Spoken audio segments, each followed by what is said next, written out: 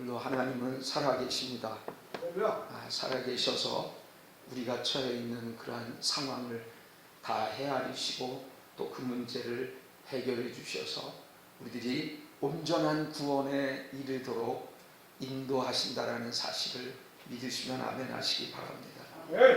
오늘 우리가 함께 합독한 이 말씀을 근거로 해서 너도 이와 같이 하라, 이런 제목으로 은혜를 나누고자 합니다. 한 불신자가 신자인 회사 동료 직원에게 이렇게 말을 했습니다. 모든 그리스도인들은 이뿐이입니다. 이뿐이랍니다. 이런 얘기를 했다고 해요. 사실 요즘 사회에서 좋지 않은 평판을 듣고 있는 우리 그리스도인들 아닙니까? 그런데 불신자가 이런 말을 하니 얼마나 그 회사 동료는 그리스도인으로서 기분이 좋았겠습니까? 그런데 이 말의 사실 실상을 들여다보면 이렇습니다. 이 이뿐이라는 말은 이뿐이다, mouth only, 이뿐이다라는 거예요. 입으로만 살아가고 있는 그리스도인의 실체를 그렇게 그 직원 동료가 말을 했다라고 하는 것입니다. 본문 말씀은 예수님께서 전한 선한 사마리아인의 비유에 나오는 그런 말씀으로 우리가 너무 잘 알고 있죠. 한 사마리아 사람이 길가에서 강도 만나서 죽어가던 그와 같은 유대인을 살린 그와 같은 이야기입니다. 그런데 예수님은 이 이야기를 다 마치시고 난 후에 너도 이같이 하라, 이렇게 말씀하시는 거예요.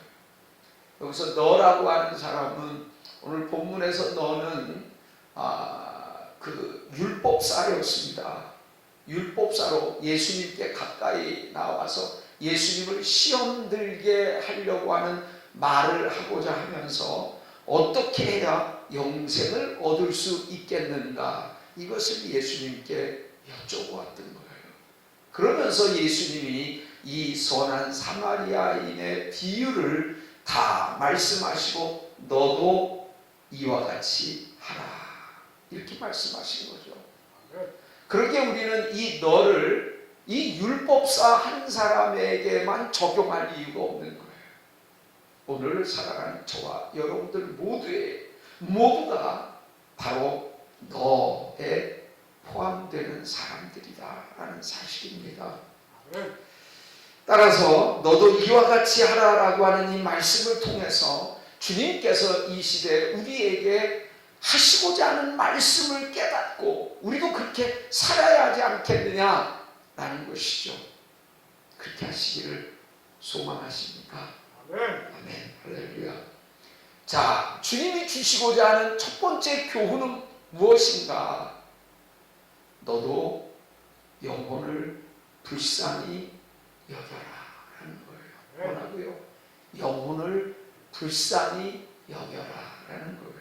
오늘 본문 33절에 보니까 어떤 사마리아인은 여행하는 중 거기 이르러 그를 보고 불쌍히 여겨, 이렇게 불쌍히 여겼다라고 하는 것을 기록하고 있습니다. 근데 우리가 보통 남을 불쌍히 여긴다라고 하는 이런 표현을 쓸 때에는 우리보다 뭔가 열악한 위치에 있거나 안 좋은 상태에 있는 사람들을 불쌍히 여긴다, 이렇게 동정심을 가지고 바라본다, 이런 표현이 아니겠습니까?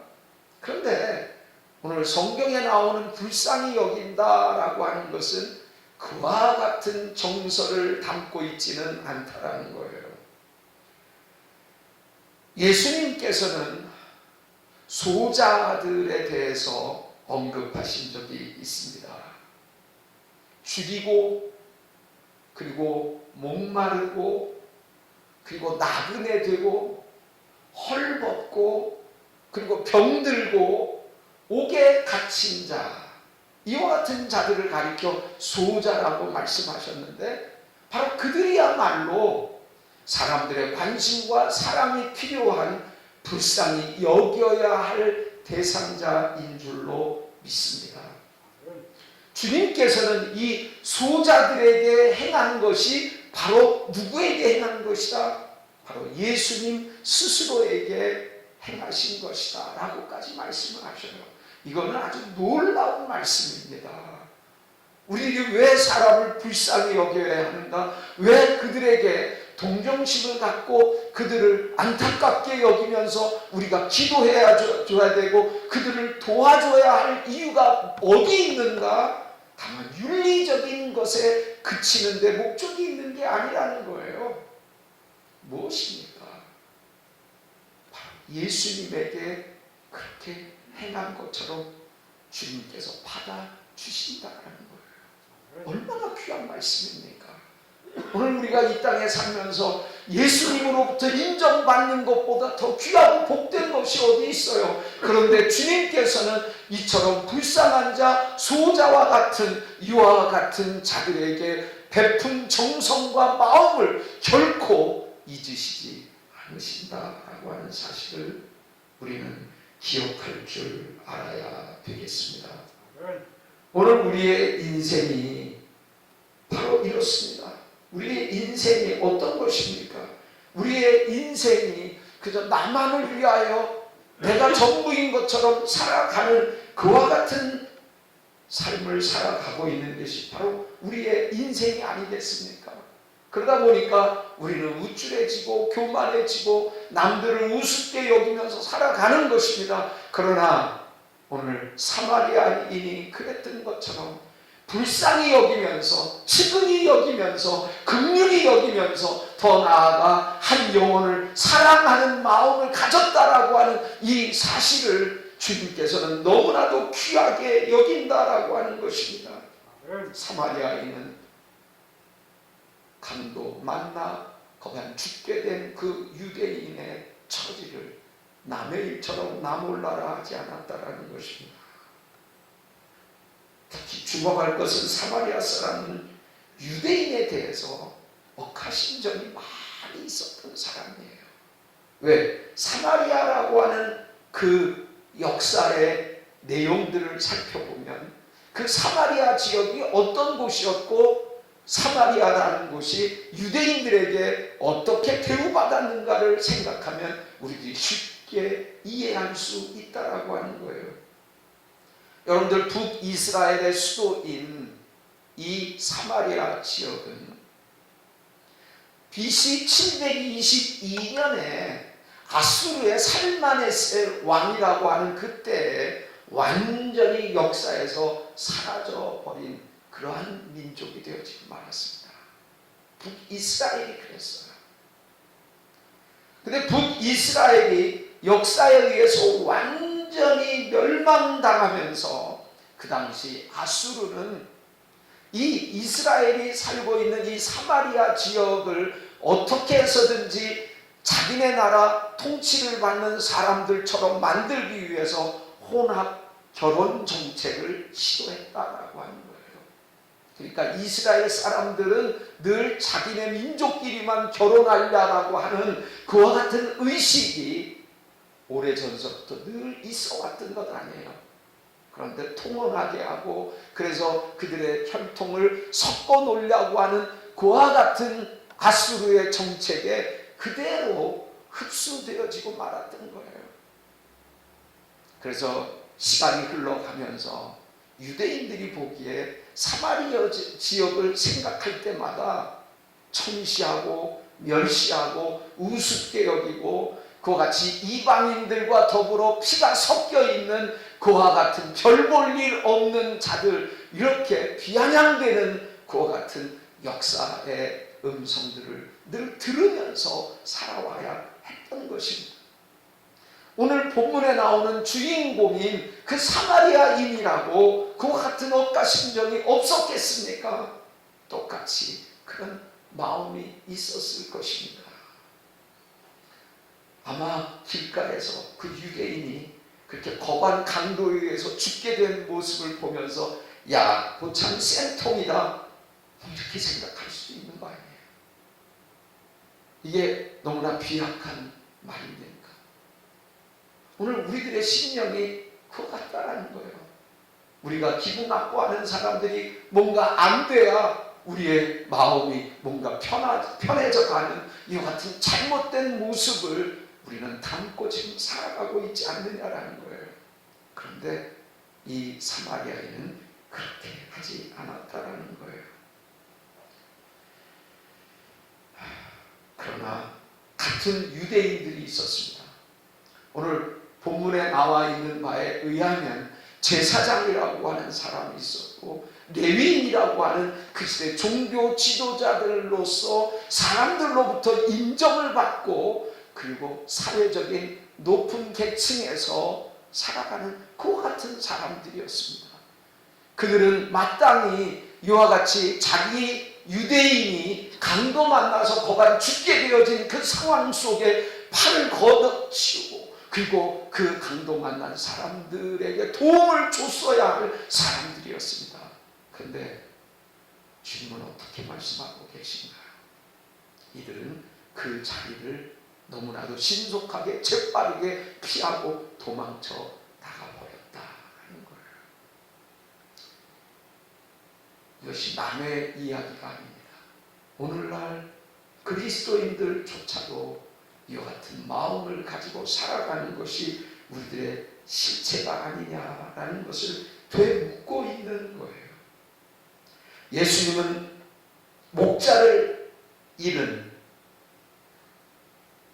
이 시대의 영혼들을 불쌍히 여기고 계십니다. 예수님의 우리를 향한 마음은 불쌍히 여기는 긍휼과 사랑의 마음 그 자체라고 하는 거예요.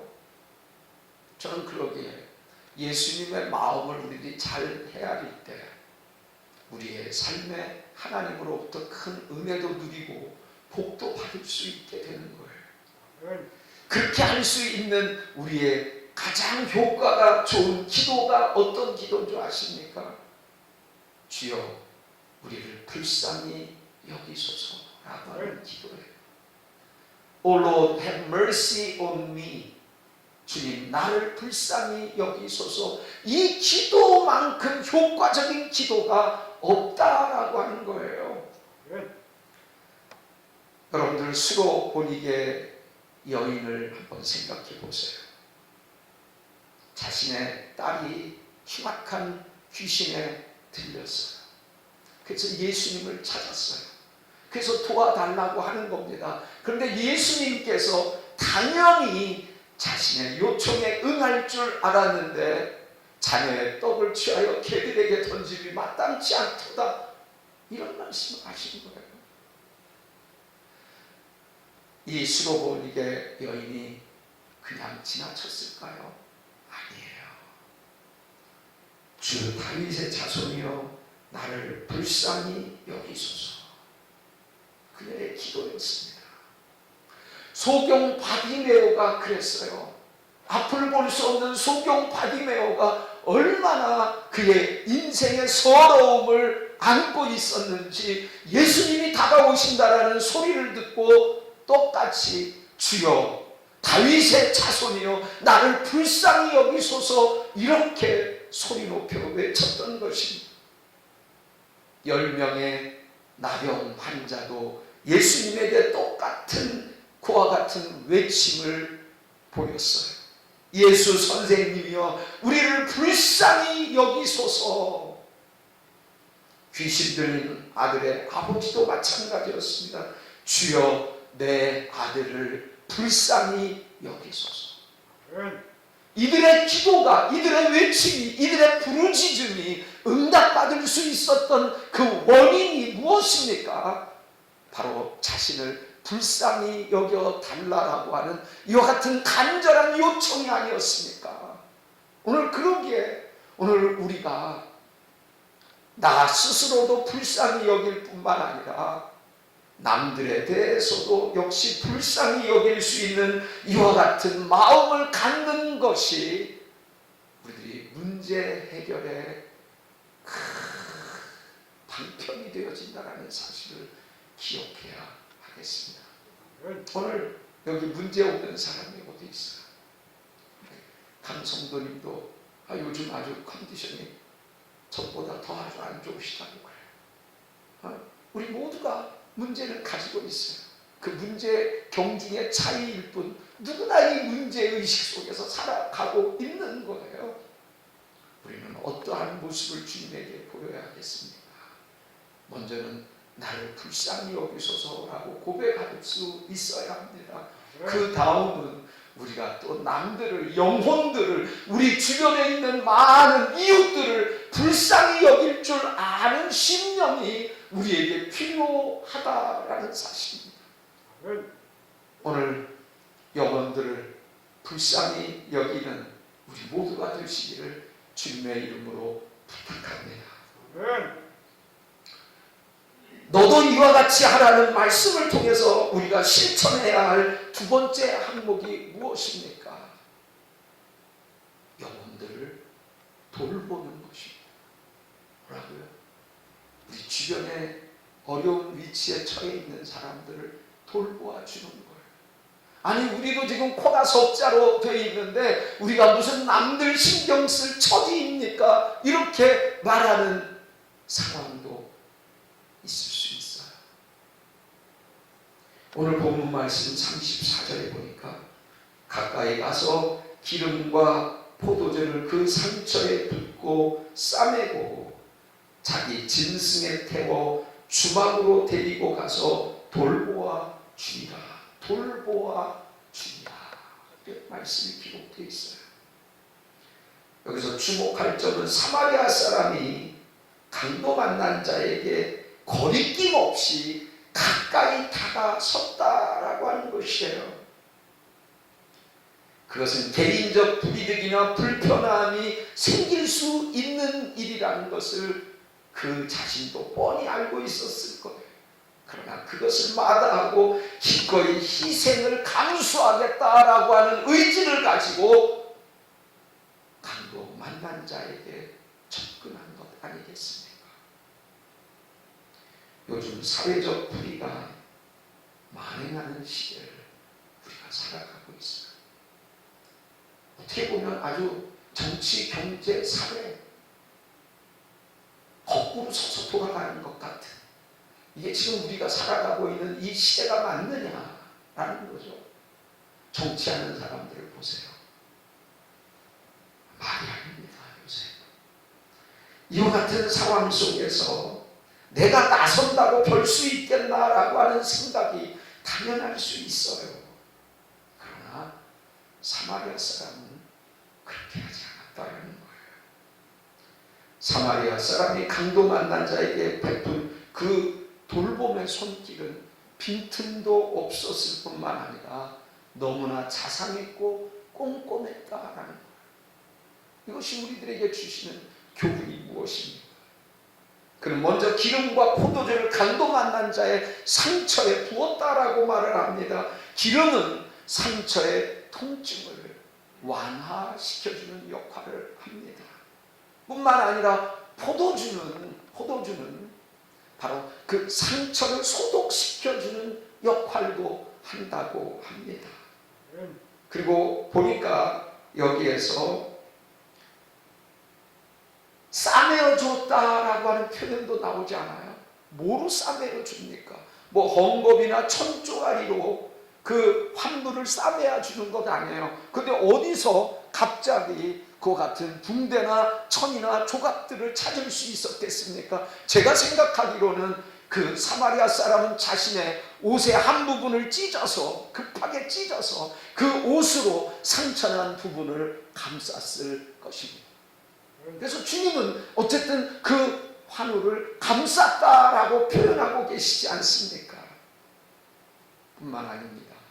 그를 나리 태워서 요관에 데리고 가는 수고도 마다하지 않았습니다. 그리고 요관에 머물면서 최선을 다해서 그 강도 만난 유대인을 돌보아 주었다는 거예요. 그 강도 만난 자는 자신의 부모나 형제나 친척, 일가 뭐 전혀 관계가 없는 사람이었고 오히려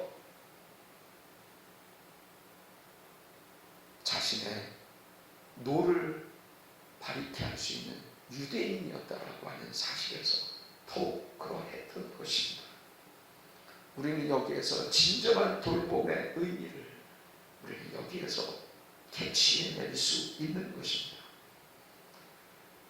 진정한 돌봄이라고 하는 것은 사람이 어려움에 처할 때 내 편이냐 네 편이냐, 내 관점에 속했느냐 아니면 엉뚱한 관점에 속했느냐, 이런 것 가지고 편 가리면서 조건으로 사람을 대하는 것이 결코 아니다라는 사실을 우리는 여기에서 보는 것 아니겠습니까? 부활하신 예수님께서는 자신을 배반했던 베드로에게 가서 내가 나를 사랑하느냐, 이와 같은 질문을 3번씩이나 반복해서 베드로에게 했다라는 점이에요. 왜 그러셨을까요? 베드로는 그 같은 상황에서 예수님 앞에 직답을 할 수가 없었어요. 그렇지 않겠습니까? 수제자라고 하는 자신이 그 예수님을 3번씩이나 부인을 했으니 그거 얼굴을 들 수가 없겠죠. 그러기에 그는 내가 주님을 사랑하는지를 주께서 아십니다 라고 이렇게 돌려서까지 답을 하지 않았습니다. 그때 예수님께서 베드로에게 하신 말씀을 우리는 기억해야 합니다. 내 어린 양을 먹이라고 하신 것. 굶주려 있는 어린 양들을 먹일 수 있는 목자의 심령을 가지고 살아라라고 하는 말씀입니다. 뿐만 아닙니다. 내 양을 치라라고 하셨어요. 내 양을 take care of, 돌보라라고 하는 뜻이에요. 내가 네 손에, 네 와중에 맡긴 그 양무리들을, 영혼들을 너는 마음을 다하여서 보살피고 살펴주고 돌봐주라라고 하는 말씀입니다. 그러면서 또다시 반복해서 내 어린 양을 먹이라라고 하는 거예요. 예수께서 가르쳐 주신 그 말씀이 오늘날 우리에게 돌봄의 진정한 의미를 되새겨 주는 것이 아니겠습니까? 바로 영혼을 돌보는 일이야말로 우리에게 부여되어진 우리 각자의 사명입니다. 여러분들도 그 사명을 위해서 사셔야 하고 저 역시 그 사명을 위하여 살아가려고 애를 씁니다. 요사이 선교를 하면서 느끼는 게 선교는 기술적인 데 의미가 있는 게 아니에요. 뭐 경험을 많이 했다라고 해서 그게 위대한 선교사가 되는 것도 아니에요. 진정한 선교자는 누구일까요? 영혼을 불쌍히 여기면서 그들에게 무조건적으로 돌봐줄 수 있는 그 갸륵한 심령, 긍휼의 마음을 가진 자, 그들이 진정 선교사입니다. 마지막입니다.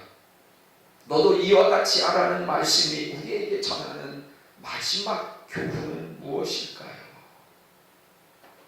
영혼 구력을 위해서는 그 어떤 것도 아끼지 말고 대가를 지불하라는 거예요. 뭐라고요? 영혼 구력을 위해서는 무엇이든지 하라라고 하는 거예요. 35절 말씀을 보니까 그 이튿날 그가 주인에게 데나리온 2를 내어주며 이르되 이 사람을 돌보아 주라. 비용이 더 들면 내가 돌아올 때 갚으리라. 이런 말씀이에요. 여기서 데나리온은 여러분들 아시다시피 그 당시 한 일꾼이 하루 온종일 일했을 때 받을 수 있는 그 노임, 그게 한 데나리온입니다. 요새 뭐 사람의 처해 있는 그 신분과 상태에 따라서 뭐 이와 같은 노임은 달라질 수 있을 거예요. 그러나 어쨌든 2 데나리온이다라고 하는 것은 적은 돈의 액수는 아니다라고 하는 거예요. 그렇죠? 그런데 바로 이 선한 사마리아 사람은 그 2데나리온을 사용했다라고 하는 겁니다. 강도 만난 자를 위하여 자기에게는 너무나 요긴하고 중요한 그와 같은 돈이라고 생각이 되어졌을지라도 그것을 아낌없이 영혼을 구원하는 일에 사용했다라는 거예요. 우리는 본문을 통해서 이 소유라고 하는 것과 우리의 존재라는 것을 한번 생각해 볼 필요가 있습니다. 에릭 프롬이라고 하는 사람이 소유냐 존재냐 이런 질문을 그의 저술을 통하여서 물어본 바가 있어요. 오늘 본문과 굉장히 일맥상통하는 부분이 있어요. 이 세상에 많은 사람들이 우리를 포함해서 그저 소유하는 일에 인생의 목적을 두고 살아가는 자들이 거반이라는 거예요. 가지고 있는 사람은 더 얻기 위해서 혈안이 되어 있어요. 그 정도 위치에 부를 가지고 있으면 그냥 적당히 이렇게 살아가면 될 텐데 더 바둥바둥 되면서 더 벌어들이려고 애를 쓰는 모습들을 우리 주변에서 어렵지 않게 볼 수 있잖아요. 주님은 우리로 소유를 위하여 살아가는 사람으로 만들지 않으셨어요. 하나님 우리를 어떻게 지으셨나요?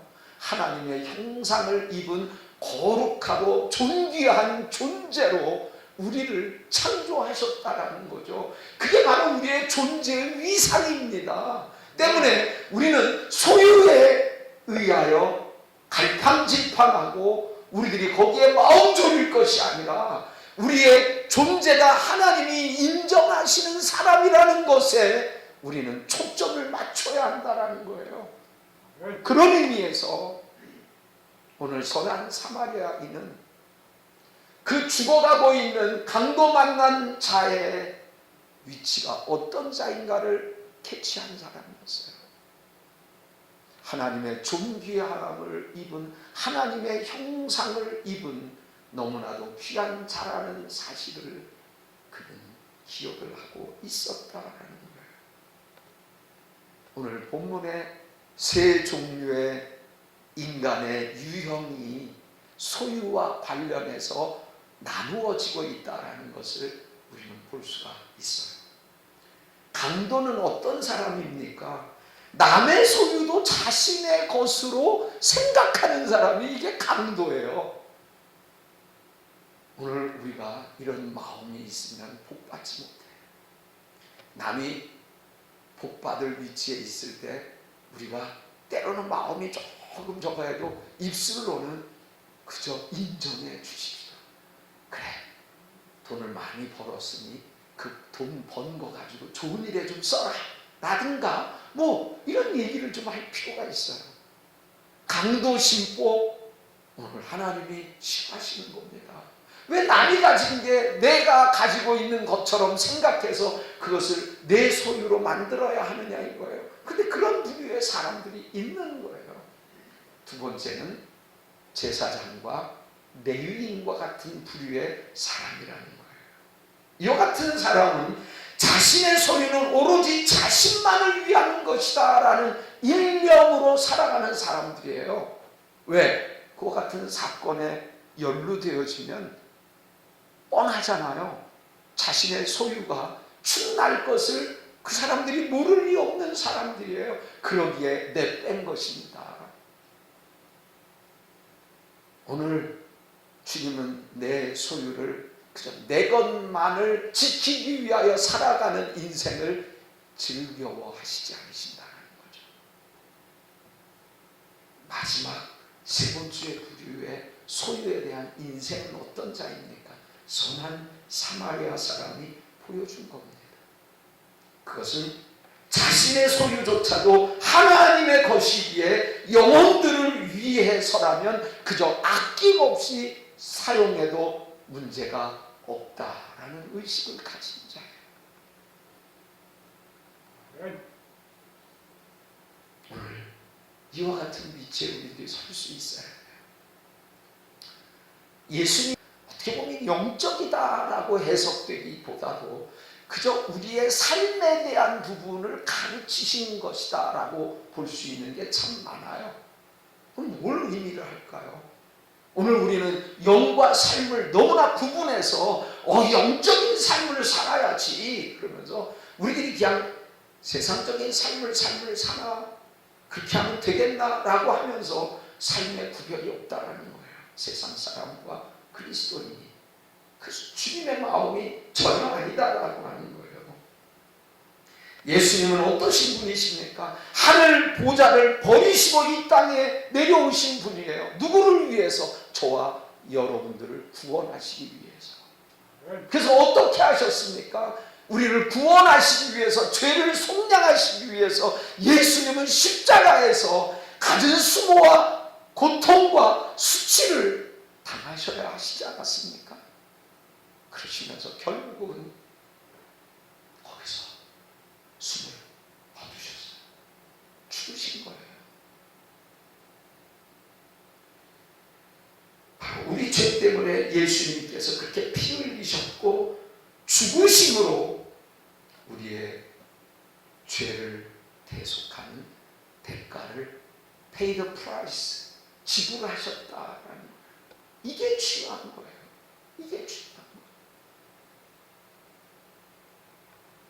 예수님께서는 너도 이와 같이 하라.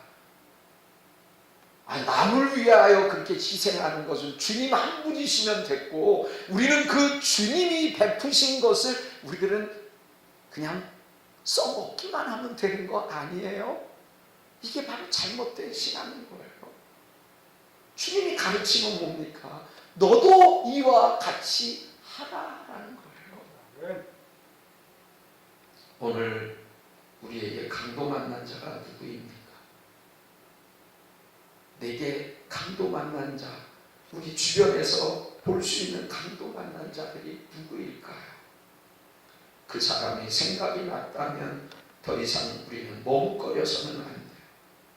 마치 제사장과 그리고 레위인이 그랬던 것처럼 머뭇거리다가 내 빼는 그와 같은 사람이 되어서는 안 된다라고 하는 것입니다. 오늘 우리는 어떤 대가라도 영혼을 구원시킬 수 있는 일이라면 어떤 대가도 아껴하지 아니하고 지불할 수 있는 그 용기가 우리에게 있어야 하지 않겠습니까? 결론의 말씀을 내고자 합니다. 너도 이와 같이 하라. 우리 역시도 강도 만난 영혼들을 불쌍히 여기고 돌보아 주며 결과적으로 우리가 가지고 있는 소유로 그들을 나름대로 비용을 다 지불할 수 있는 그러한 사람이 되어야 되겠습니다. 이러한 선한 사마리아인의 삶을 여러분들 삶에 실천하기를 원하십니까? 기도하겠습니다. 주님이 가르치시는 영적인 말씀들을 가만히 살펴보면